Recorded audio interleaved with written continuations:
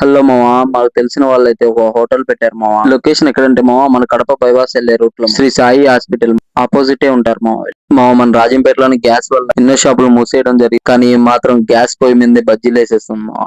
ఏం చేద్దాం, కొంతమంది గ్యాస్ అన్నా కూడా లెక్కలేదు. చూడండి, రాజంపేట హైవేలో ఆవులు ఎలా పరిగెడుతున్నాయో. అవి మూగజీవులు, వాటికి ఏం తెలియదు. గట్టిగా అయితే కేకలేసి ఆవులను తరిమేశాయి. ఎందుకంటే ఇదే హైవేలో లారీలు అవి వస్తుంటాయి. ఎందుకంటే ఏదైనా యాక్సిడెంట్ జరగచ్చు కాబట్టి. ఇంకా బజ్జీలు అయితే రెడీ అయిపోయాయి మావా. అసలు ఏంటో తెలియదు మావా, ఈ మధ్య ఎక్కువ తినాలని పెట్టలేదు. కానీ ఇక్కడ బజ్జీలు తిన్న తర్వాత చాలా టేస్ట్ గా ఉన్నాయి. బియ్య పుంటలు అయితే చాలా బాగున్నాయి. అసలు ఆ కారంలో అద్దుకొని తింటుంటే చాలా టేస్ట్. నా పాటికి నేను బజ్జీలు తింటుంటే మా చెల్లెలు అయితే, నీకు జంతువులు చాలా పొడుక్కున్నాయి జడైనా అన్న అంటున్నాను.